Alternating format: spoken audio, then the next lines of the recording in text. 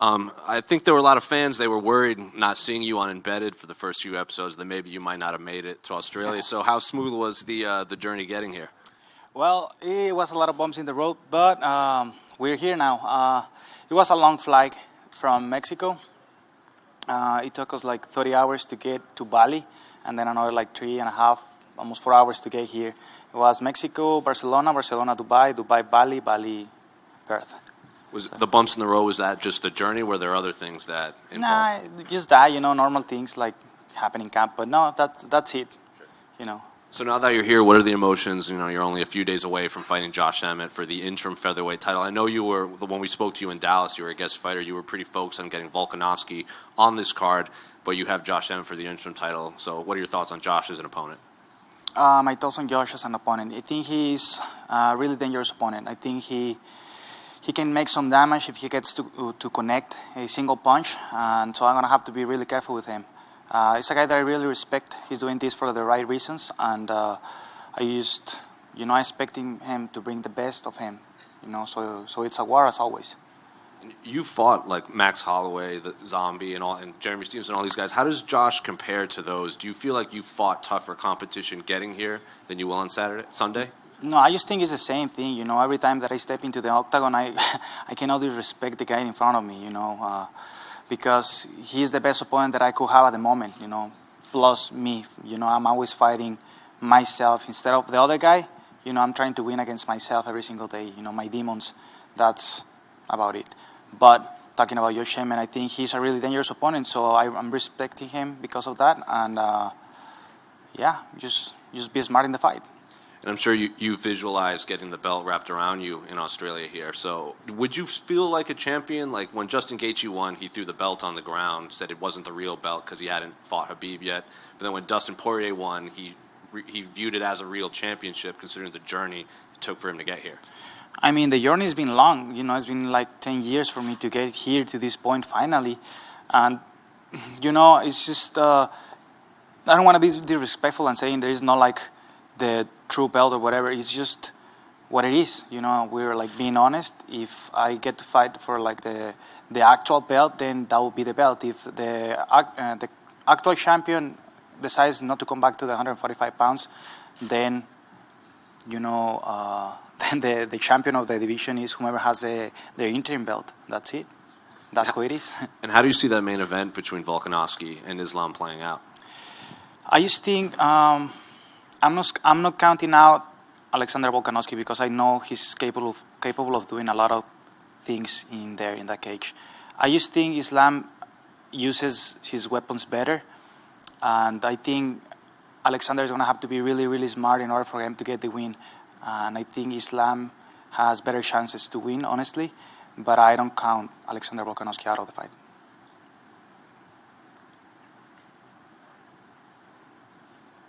How you going, mate? This is the furthest you've had to travel for a UFC fight. How do you think the jet lag and just the effort it takes to travel is going to affect you? And did you come a bit early to kind of acclimatize and that sort of thing?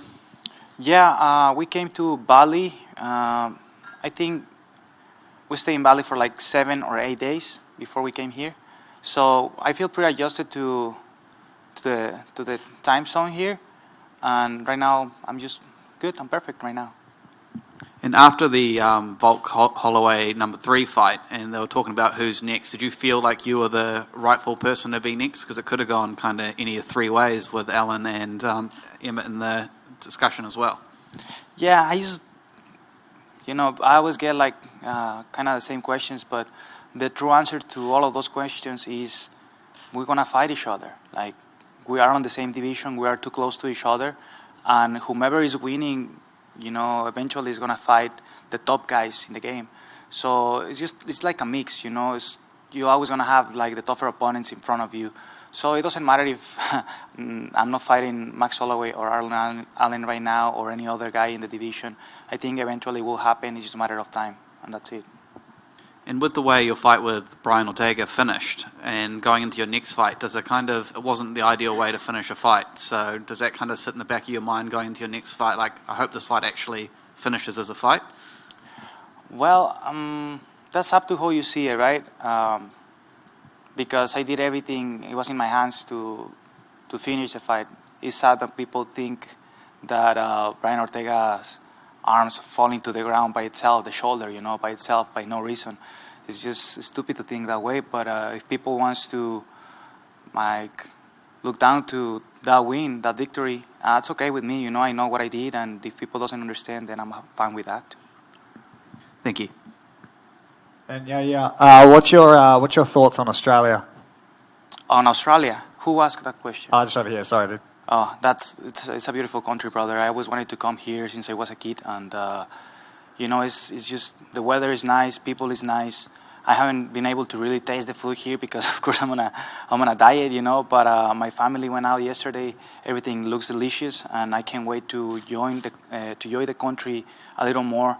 I was talking to a member of my team, and he knows some people here. I have a couple of friends from Australia, and I can't wait to go to the ocean and do some sport fishing or whatever I can in order for me to get to know the country even more. Do you get to spend some more time after the fight? A couple of days, or? My friend right here, who is my training partner as well, Marco Beltran, is a UFC veteran as well. He's fighting in Paris for the 145-pound belt in there in RS company, and we're going right after here to help him out. So I'm gonna go to help him out. So. And one last question. After it's all said and done, how does Yair Rodriguez want to be remembered? I don't know if I want to be remembered or not. It's just, I'm just living, and if people remembers me, then I'm fine with that. If not, then I hope just make a change in somebody's life, a positive change in somebody's life. That's it. Thank you. Thank you. Yeah, one more. How do you see the match between Max Holloway and Arnold Allen playing out? That was just announced. Well, I think Max Holloway has more tools than what people think, and it was probably the toughest fight I ever had. It's really, really tough, and I think Allen has really good opportunities against Max Holloway, especially if he's in submitting him, because he's really good in the ground. But I think just Max Holloway is so experienced, bro, so experienced, not because of no reason. He was one of the best pound for pound ever. So I just think the experience is going to play a big role in that fight. Then last one for me, I have to ask, we saw your reaction when Brandon Moreno won the interim title in Dallas. That clip kind of went viral. You didn't get to watch it there in person when he won the undisputed belt in Brazil. So how did you react at home watching Brandon win?